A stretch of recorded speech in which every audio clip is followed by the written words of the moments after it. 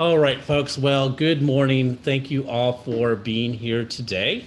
For those who don't know me, I'm Sebastian Reyes. I'm the chair of the Board of Social Justice and Outreach, as well as the chair of the Building Safety and Design Committee.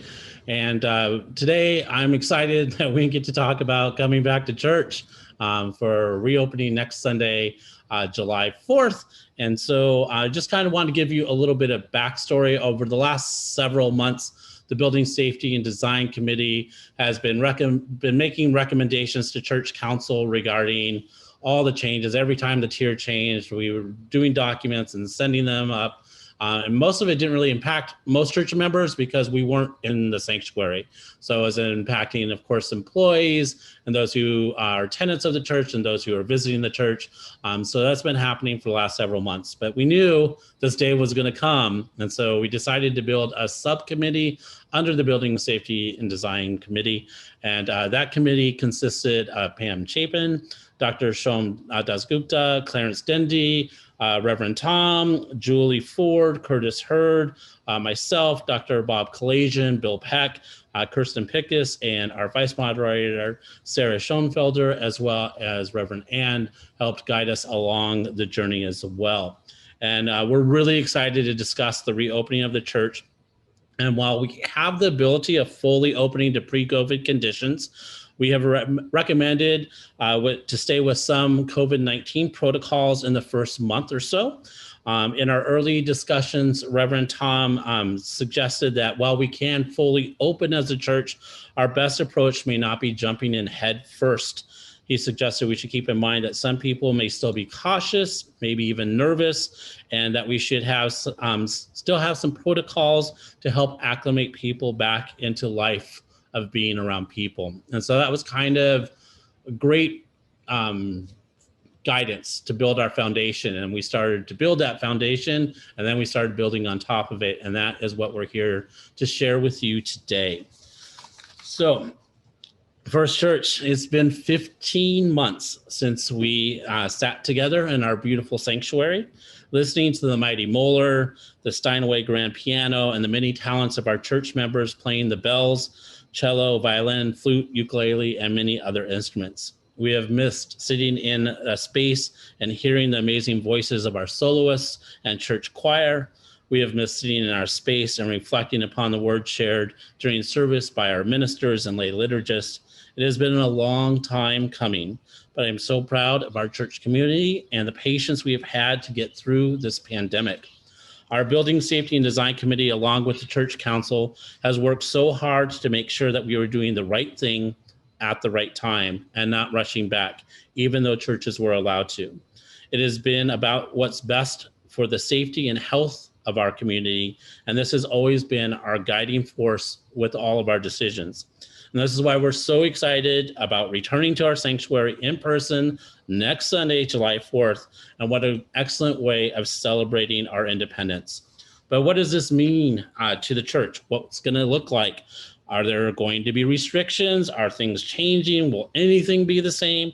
The answer to all these questions is yes, and that is what we're here to discuss today. So first, to let you know, we have decided that when we first come back to service, that mask will still be worn during service. And this will happen both pre and post events as well. So if you come with your mask, you're all good. For those who might have their mask but haven't put it on, we're going to ask them politely to put their mask on.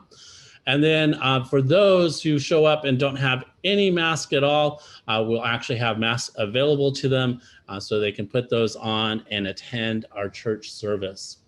There will be hand sanitizing stations throughout the church, and those hand sanitizing stations will be located on stands like this. There might be some sitting on tables, so there will be access to be able to put some alcohol on your hands and get all cleaned up before church service while you're coming back in. One of the big things that's changing when we come back to church is actually how we go about validating parking if you're parking in the city parking lot. They have changed the machines. And so this is how that process is going to work. When you go to the parking lot, you're going to get a ticket like you always have. You're going to take that ticket and you're going to save it with you. However, it's not going to go into a validation machine like it used to. What will happen is that when you meet up with the diaconate in the narthex, they'll ask you if you parked in that parking lot, and then they're going to provide you with a voucher that you will take back with you.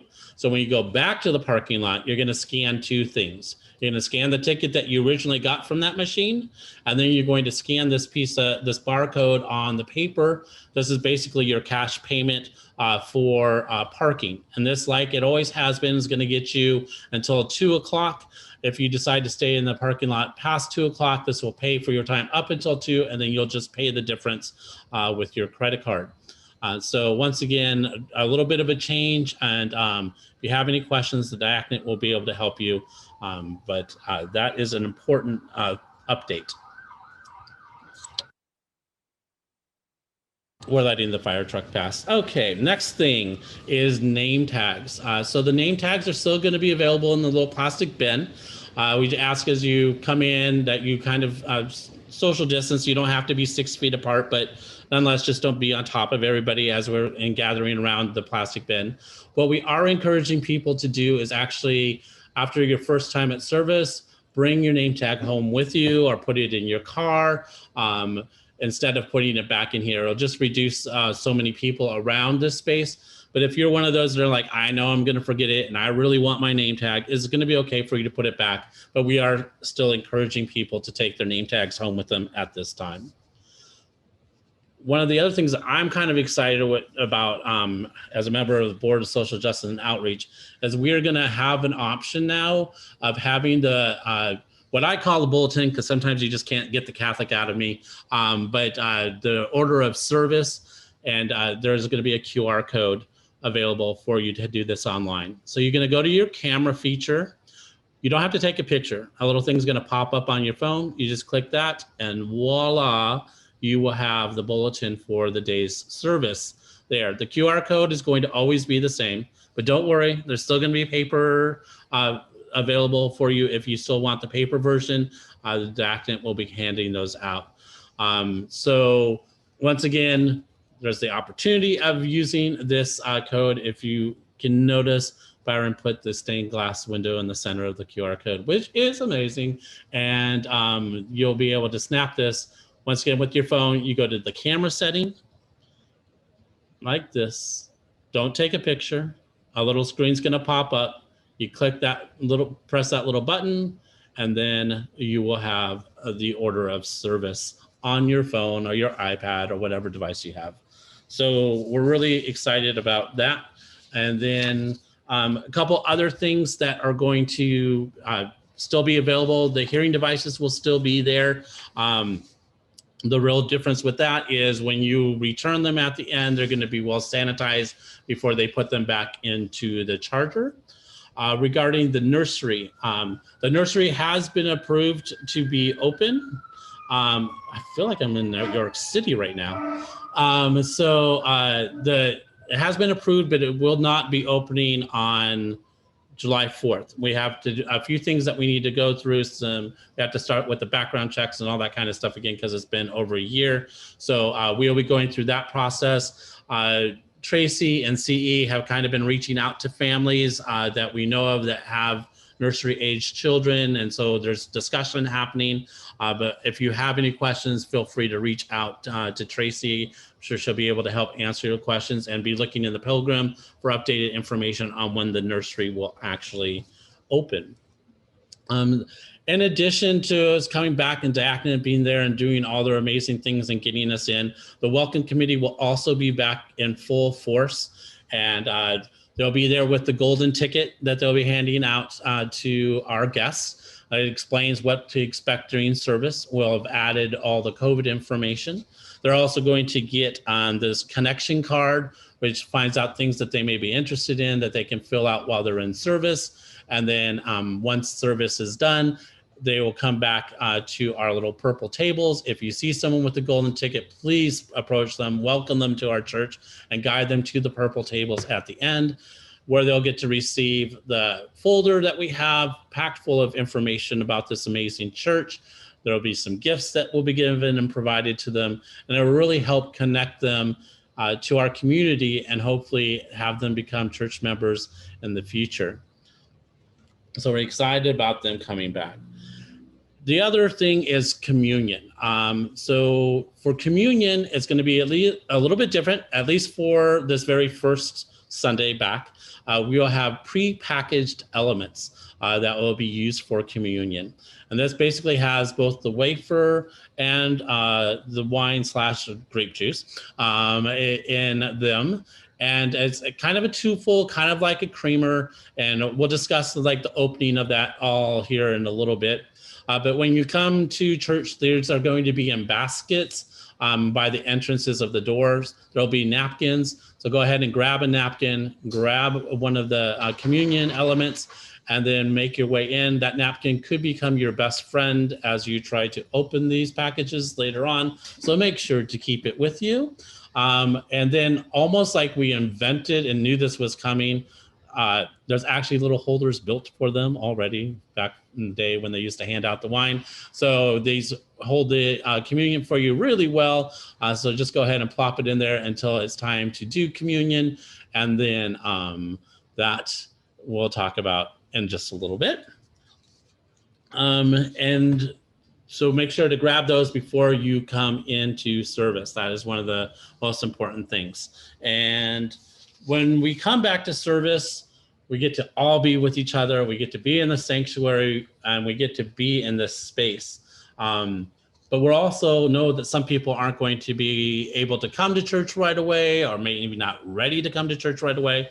And we've had people who have been part of our service from all throughout the country. And so we are going to continue doing both the live in-person service as well as video service. And so this is going to be done, the decision's being made on whether it's going to be a live stream that happens right away or whether it's going to be something that's recorded during service and then aired like a couple hours later after they edit it. So they're still deciding what is the best method for us. But nonetheless, there's equipment in the space right now. And the equipment is set up in the way that it has been pretty much for the last 15 months. And we are working, well, not me personally, but there are people who are working very diligently to try to get that out of the first few rows of the sanctuary and get it up into its normal home. But in the meantime, it's sitting here. It's already on the table. And so the first few rows are not going to be available to be sat in. For most of us, we're used to not sitting in the first few rows because the choir normally sits there. So it's not going to be really that much different. You'll probably be able to still find your favorite seat. But nonetheless, this will be here. You'll see the microphones in the center of the aisle. Those will probably still be there. And so you won't be able to enter all the way down the center aisle. You have to enter the center section of pews from the far sides. But things will be roped off. You'll know where you should be and where you probably shouldn't be. But we are excited that hopefully this will be out of the space sooner than later. And while we are wearing masks, there's going to be times where we don't need to wear masks, but not for most of us. That is going to be for the minister or the lay liturgist. When they're speaking, they'll remove their mask during service. When some other very special folks who are going to be performing, they'll be able to remove their mask and then they'll put them back on. And then, of course, when you're doing communion, you'll be able to remove your mask. You don't have to drink wine through it. But then we just ask you to put it back on after that. And social distancing. So for social distancing, the decision is whatever your comfort level is, as well as the person you're next to. So if there's already someone sitting in the pew and you are coming to sit in the pew, just ask them where they're comfortable with. If you take a seat, say, is this a good distance for you? Like if it's people you know and they're vaccinated and you guys want to sit next to each other, you're comfortable doing that, do it.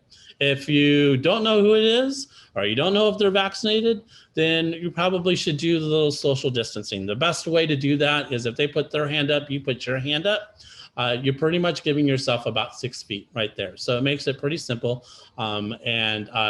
We strongly encourage, if you are sitting in a pew with a family with young children who we definitely know cannot be vaccinated, that you are definitely giving the 6 feet distance between you and that family, for those facts.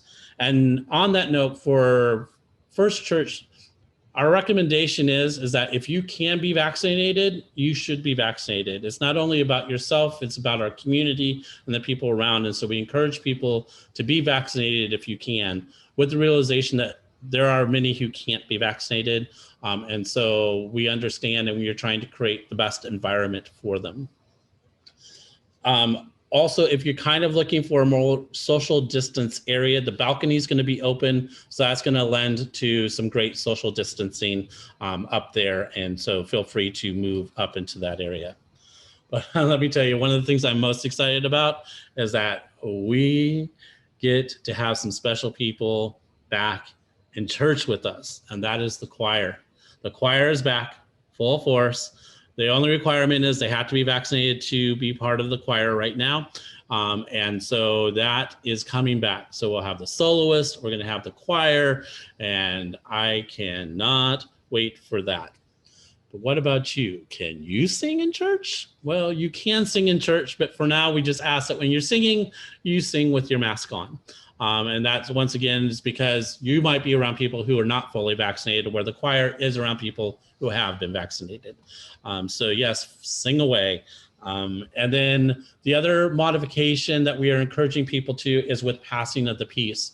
If you don't know the person, you don't know their vaccinated status, a little peace sign, maybe an elbow bump, these things are great ways of doing passing of the peace. If they're your family members, feel free to hug and kiss it out. And if they're friends that you know and you guys are vaccinating, you're hanging out together, it's okay to do the same. It's just, if you don't know, this is the best approach for right now, is the peace sign or the elbow bump. Offering is going to be, could be a little bit different. It might be exactly the same. It's really going to depend on how your pew is set up. So if a whole bunch of people are in the pew and they're all sitting close together, then the passing of the plate will happen as it always has. You'll just pass it down the row as you always have done.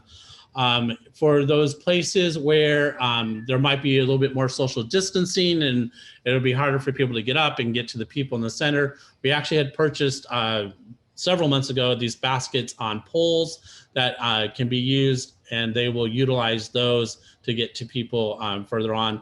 Our pews are really, really long, and so those poles don't reach all the way to the center, but they are available for the diaconate if they choose to do that. And then, of course, communion time is going to come. And so we'll kind of give you a close-up look of that little communion element package now.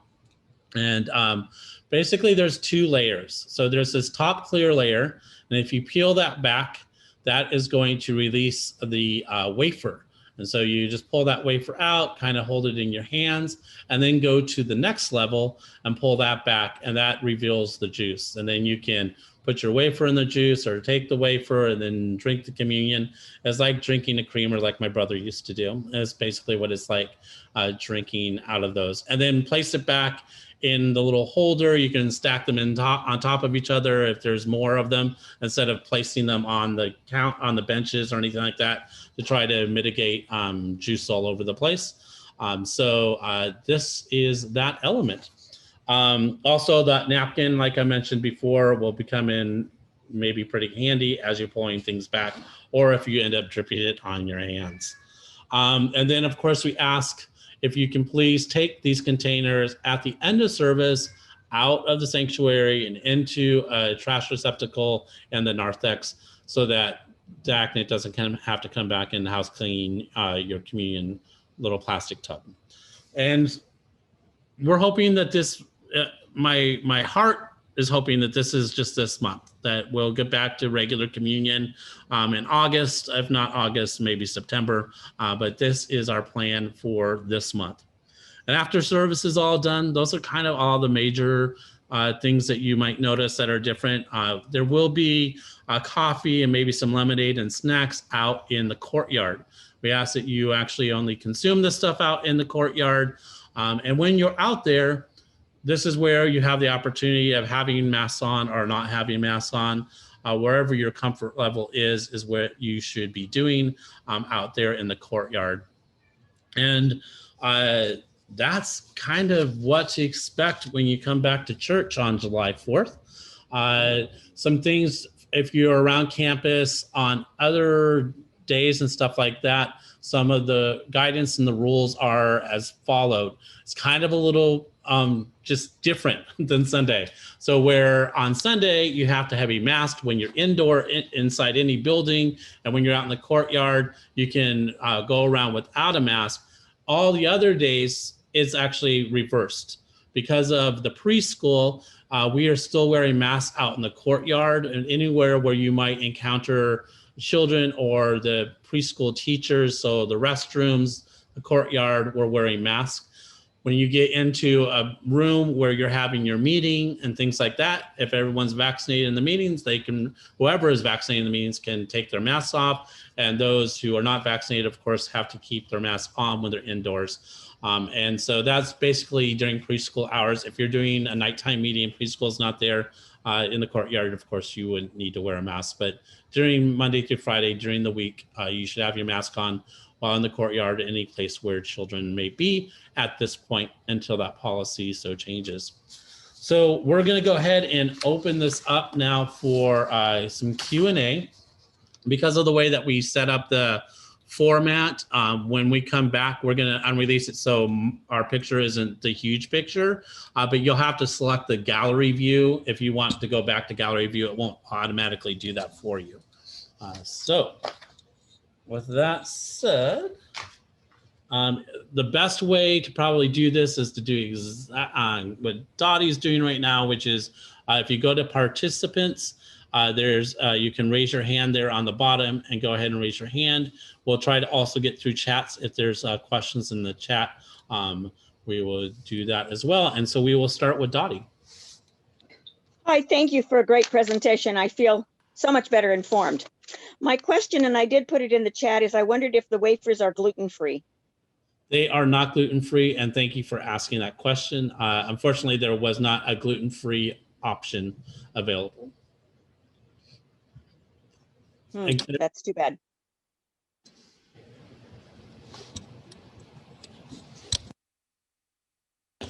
So, and of course, this is probably just going to be for this first Sunday. I don't know, Clarence, was there there's not a backup plan for gluten-free, right? It's just unfortunately, no, it isn't. But if a person wants to bring their own gluten-free, they can certainly do that.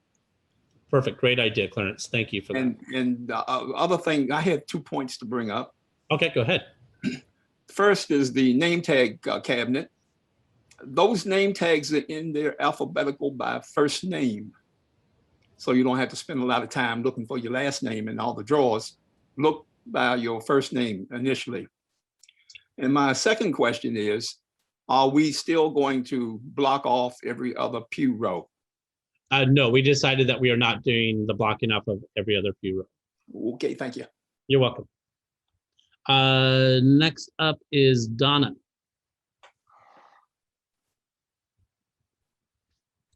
I just needed to unmute. Sorry, that took a moment.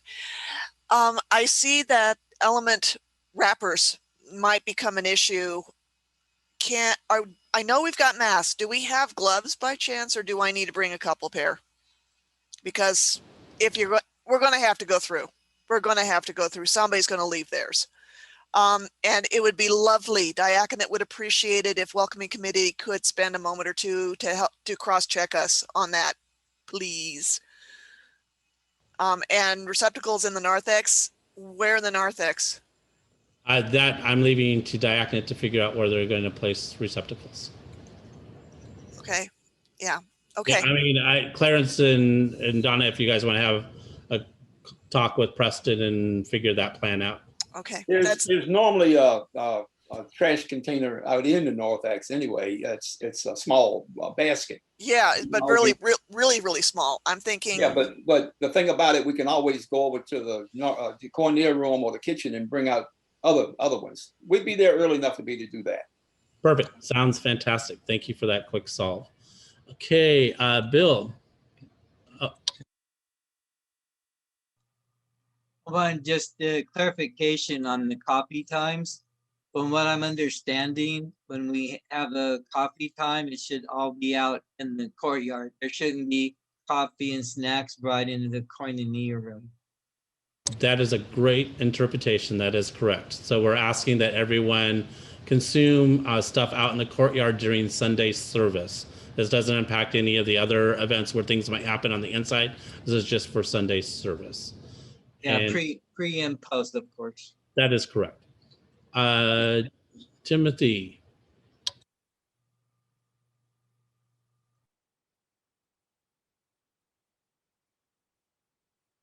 There he is. He just... Hey, Tim.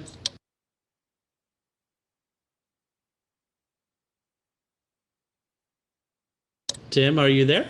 Tim Johnson? I mean, he did put it in chat. Oh.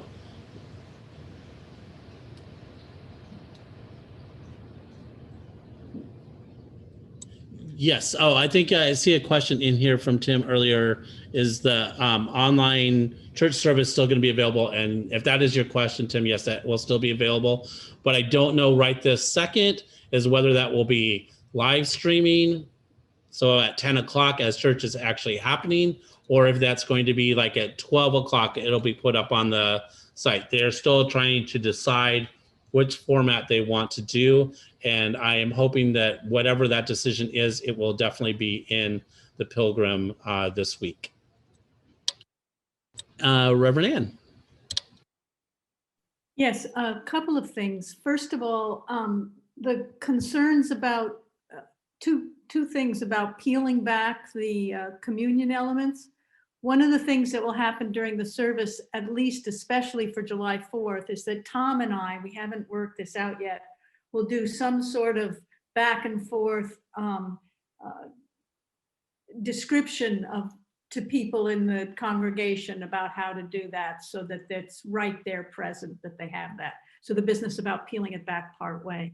The other thing is I want to address Dottie's concern about the gluten-free. One of the things that our insurance company told us is we're going to have wrapped food, and finding wrapped single gluten-free wafers has been difficult. So if you, if that email for you is the correct one in the directory, Dottie, I will email you and maybe we can put our heads together and figure out how to solve this problem, especially if we're going to go beyond more than 2 months doing it this way. Perfect. Thank you so much. Bill, did you have another question? As you probably know, we've had the koinonia room coffee time before church for the last year and a half at 9 o'clock. And we have people on there that are not able to come to church because of physical restraints. And also we have like Yvonne that joins us from Pennsylvania. And I'd like to be able to somehow continue that community time before church. And I know we just said no refreshments in the koinonia room, but is there a way that we can do a Zoom in the koinonia room so people can still connect with us before church versus just for a community time before church begins? Does the church have a laptop or a computer somewhere in storage we could utilize? That would be something for the committee to think about and see if there's a solution to that. So I don't believe that the church has got a laptop because we don't even have a laptop to run the show. We're using the we're using Pasha's computer. So there might be one, but I don't know the answer to that. I do know that for July 4th, we are actually, I just reminded myself that we are not doing coffee setup before church. So this first Sunday, I don't think we would be set up to do like the 9:30 pre-coffee time. Like I think people can still join and sit in the koinonia room, but I don't. The coffee I think was going to be prepared just for post service. We didn't want too many things that we had to manage. Like I'm hoping that we have a plan and everything is going to go without any issues and it's going to be flawless. But I would say we should all be prepared that there's going to be some hiccups and some things might not be where it needs to be and things like that. It's been 15 months since we've all been in the same space. So I'm prepared and ready for that as a situation as well. So what we were trying to do is limit things and just kind of get ourselves and do like little small approximations and baby steps as we build up through the month. So I think this is a great thing. I think that I know that Bob is set up to be able to do things like how he does during senior coffee. I know he had to step out from today, but I think that maybe, Bill, if you and Bob wanted to get together and have that discussion, maybe there's a way that he can make that happen, at least when he's in town here in the beginning. But it is a great point, and this I think might be something that we need to discuss in church council, to have the ability of being able to do some of these things from church and still do them live as well. So I think it's a great point, and we'll put it on the list and we'll chat about it. Thank you. Of course. Roger.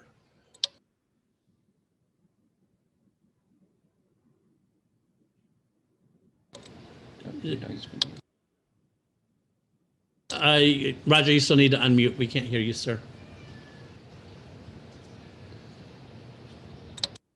I can't remember anything. No, Bob Kalajian has set up a system, a hybrid system in the spirituality meeting on Wednesday evenings, which includes some refreshments and a hybrid feed for the computer. But he uses his own laptop though. Correct. That's why I think is going to be a good point of contact for us to figure out how we do this, and maybe so it's not Bob's computer, like we maybe look into something so that there's some, just how we like check out things like a projector to show something in a meeting. Like maybe we have a laptop that allows us to be checked out to do something, so you can set up a Zoom at church. So I think this is a great point that really didn't cross any of our paths. It's something to think about. And so I appreciate you guys bringing it to the table so we can discuss it further. Oh, he's restricted his meetings to fully vaccinated people in in-person meetings. That is correct. And just so you know, church service is not that way, but I think most of all the other meetings at church so far have kind of been that. But while we strongly encourage everyone who comes to the church to be vaccinated, we're not checking IDs at the door.